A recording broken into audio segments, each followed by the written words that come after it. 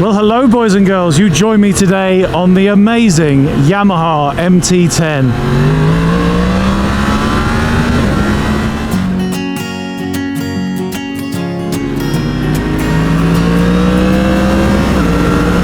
So here we are on the Yamaha MT-10, which for all intents and purposes is the spiritual successor to my FZ1.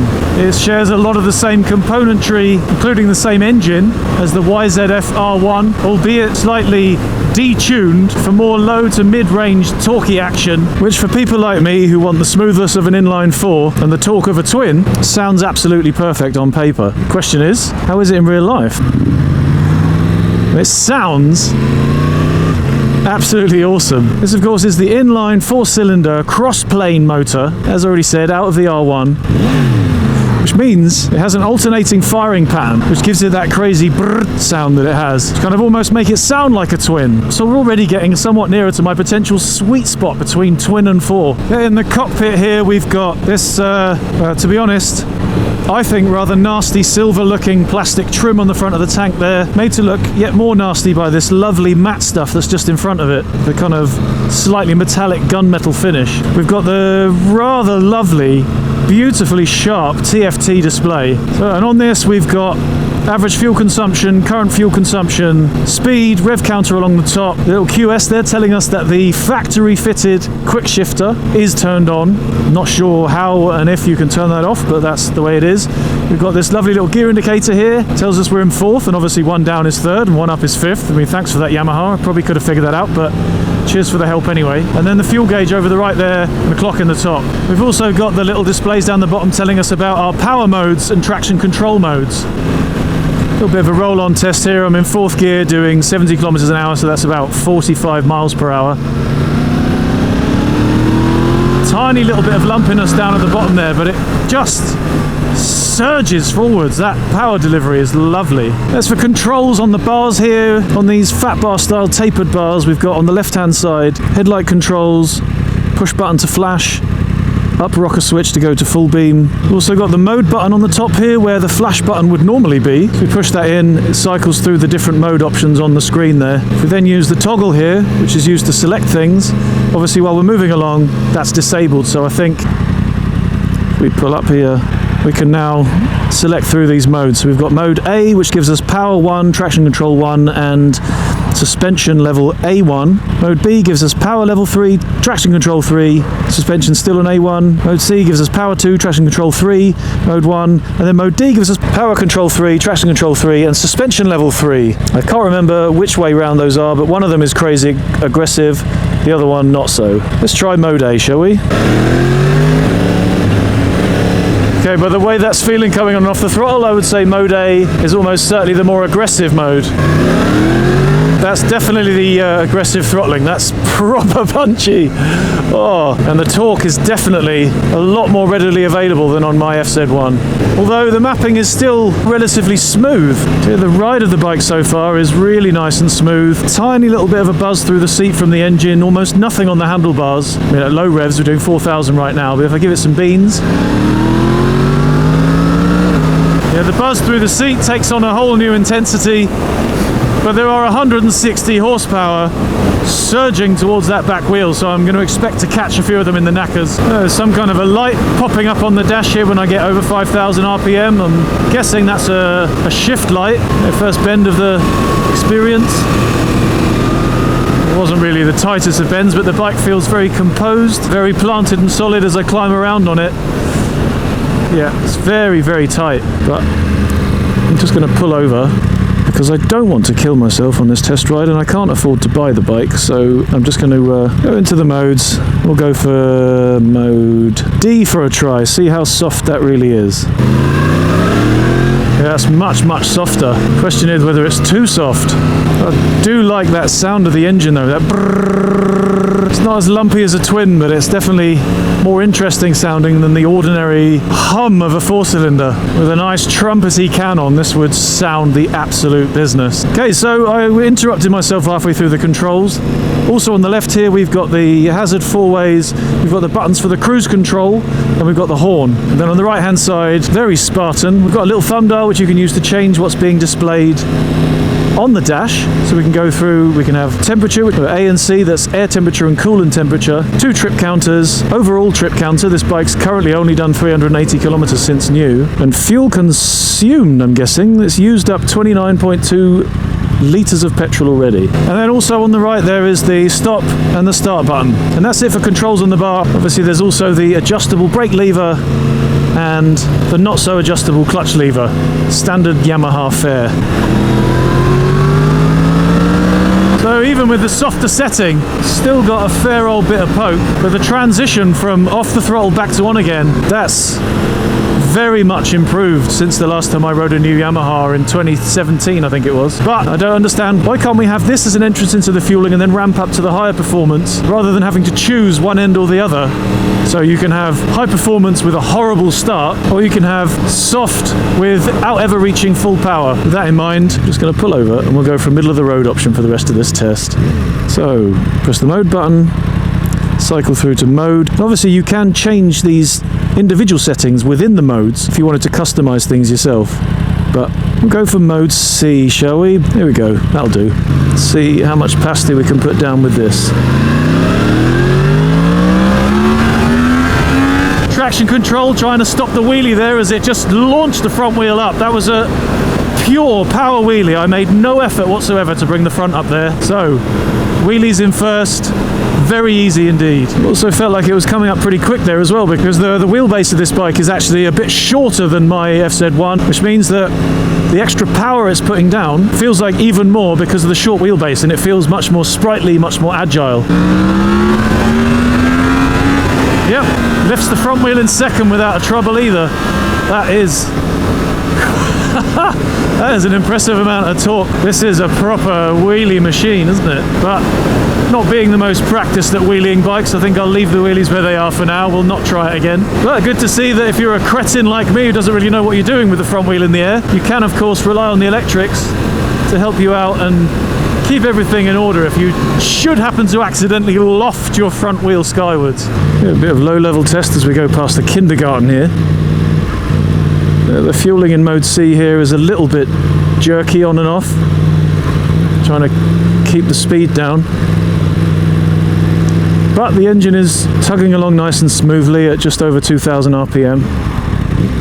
So what else has this fine machine got in its toy box? It's rocking a factory fitted quick shifter. Doesn't appear to have a blipper though, so speedy upshifts only, I'm afraid. It's rocking, as we've already seen from the settings change here, electrically adjustable suspension. You can see the cables dropping down into the top of the fork legs there. It's also got very tasty looking twin LED headlights. I do like a set of LED headlights. And peeking up at me, way down here inside the guts of the dash there is a 12 volt power socket. Can't see, you'll have to take my word for it. The seat is very firm, but so far not feeling any sore ass issues, and there is this weird kind of, it thins very quickly and very sharply, and feels like there's some sort of almost like a ridge.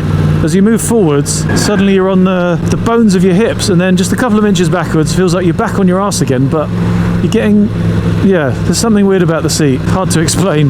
It kind of feels almost like there's a sweet spot and a not sweet spot. I've only got about 3 or 4 inches of movement back and forwards, but it is a very nice kind of suede-y sort of material, which is grippy but at the same time allows me to slide around on the seat quite easily. The riding position is, I don't know, to be honest, the fact that I've said nothing about it speaks volumes. It's very comfortable. It's a little bit more racing jockey-ish. My feet are relatively high, my knees are relatively high, but it's giving me a nice, slightly aggressive, slightly forward-lent position, which so far is proving quite comfortable. My shoulders feel natural, elbows feel comfortable. I'm not putting too much weight onto my wrists, but I've got the room to lean forwards should I need to, which hopefully I will do when I finally get some twisties in a minute. I mean, I'm very sorry Yamaha, I'm probably going to be late getting back, but tough poops. Yeah, the quick shifter is very good. No negatives to really write home about. It just clicks up through the gears without a complaint. Very smooth indeed, just snicks straight up into that next gear. No strange noises, no nasty surprises. I'm in power mode 2 now, and on and off the throttle has a very digital, jerky feel.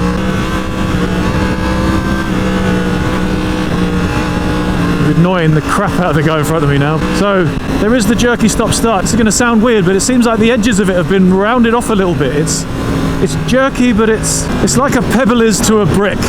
You wouldn't want either to come through your window, but one of them's just going to be slightly softer about it when it happens. And I'm comparing this obviously to my current bike, which is a Yamaha FZ1 2006, which just has a horrendous jerky on and off digital throttle action and no modes to change to mess with that setting. But so far I think I definitely preferred Power Mode 3 over Power Mode 2. Overtaking is as easy as maple syrup covered pumpkin pie.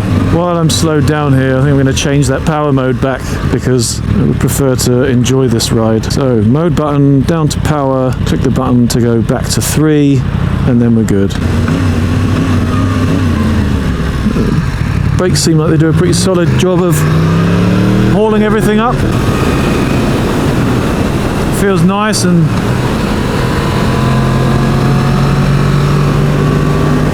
planted through the sweepies. Not too much jiggling as I jump from side to side on the bike because I'm not the most finessed rider, it has to be said. But to chuck around so far seems very sprightly, part of which certainly has something to do with the fact that it's got the 190 55/17 tyre on the back there, same as I've got on my Phaser, which has a slightly sharper profile than the normal 190 50/17s and gives you a little bit more of a sportier, chuckable feeling to the bike. I mean, I think that's just a very small ingredient in a very delicious pie here. Okay, the smaller details. The wing mirrors are massive. They're ugly. They're far too close to me. I don't know whether they've been set like that because the bars are leant back or what, but they feel like they're far too close to where I am. They would be the first things to go, although that being said, you've got nice quality glass on them, not as wobbly as the Niken, which I just rode. Check out the video to the Niken test ride, by the way. But these ones seem like better quality glass. They're pretty solid. Vibrations getting to them are relatively low, and I can clearly see what's going on behind me. It's just I have to turn my head a lot more because they're far too close to me. All the buttons and things feel nice and stiff. Pretty solid quality, although I'd say these ones are a little bit too glossy for my liking. I always think glossy black plastic just looks a bit cheap. It'd be nice if they had a slightly satiny finish to them, in my opinion. The handlebars have a very slightly different silver finish and a very slightly different shade of silver, if you could say that. There's this coming from the colourblind person. But yeah, slightly different to the top yoke, slightly different to the clamps here, and again different to the silver of the plastic here, which makes for a weird concoction of silver. I would prefer to see a bit more black against silver going on in that kind of an area, just to get rid of this clashing of different textures and different colours. Small details though, and I do prefer black anyway.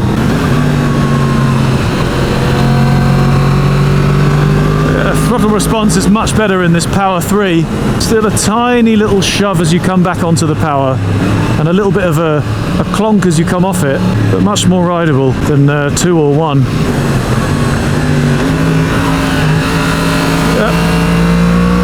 Brakes did a fine job of pulling the bike up there.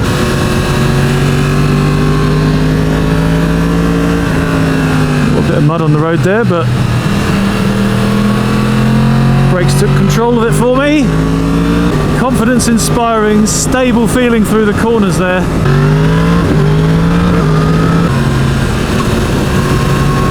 Yeah, that tiny little shove as I came onto the power after the braking there, but quite controllable. I'm sure that could be easily polished out with a little bit of ECU flashage. Tips into the bends, lovely. And with this tiny little side road, that marks the halfway point of our little test ride, so I need to get it back before it turns back into a pumpkin. Yes, this is a very enjoyable bike to ride. Doesn't feel quite so razor sharp and quite so tightly poised as the S1000R did that I very briefly rode in the Alps last summer, but I would possibly say that's a good thing because it feels like I can wring its neck. I can have a lot of fun, but it's not going to just buck me off suddenly, which was kind of a feeling I got a bit from the S1000, that it was not willing to take my shit, and if I was going to do anything silly, it was going to punish me for it. Oh, beautiful tracking around the corner, and of course we're on factory tyres currently as well. This is a very well put together machine, Yamaha. Yeah, I like it a lot. I'm very impressed with that engine, and the power delivery is just fantastic. It's all there from start to finish. It definitely feels like there's no hanging around and waiting for it. With my 13-year-old FZ1, the torque is relatively thin at the low end. You have to wait for the revs to ramp up before you really start to get that rocket up your ass kind of a feeling. And when it comes, it's properly boff. You know, you are where you want it to be before you really want it to be there. But it takes that time, whereas this, it seems like comes in a lot quicker, it's a lot fatter. Whether I would buy something like this for the 13,500 euros that it costs, other currencies are available, versus a little bit of ECU tuning, maybe some dyno time on my old bike, I don't know. The throttle response is certainly a lot better, but it's still not perfect. It's still not something that Yamaha have completely nailed, in my opinion. And I don't know, call me a technophobe if you like. I prefer the idea of having one throttle setting that just has the smooth beginning and then gives you the full power after that, and I can regulate how much of the power I want with this device that I've got on the end of my right arm. Something I've never missed or never wished that I had on my old FZ1 is different throttle mode mappings. I could definitely see myself carving up some alpine roads on a bike like this. This beastie is severely chuckable. Feels like it's able to deal with a little bit of my slightly clumsy-assed, ham-fisted riding style too. I also have no idea where I am, and I'm supposed to be back with the bike fueled up in approximately 4 minutes. And what about the little detaily things with the display? That is really, really easy to read. I mean, this is a not particularly sunny, very overcast day, but still, through my dark visor, I'm having no trouble reading the numbers and things. And some of the details maybe are a little bit small. The numbers across the bottom are quite tiny. The time in the top right is absolutely minuscule, but I guess their readability and the amount of real estate they're getting on the display depends on how important they are for the riding experience. So obviously the speed is the biggest, revs next, fuel after that, and then the rest is just ever decreasing circles.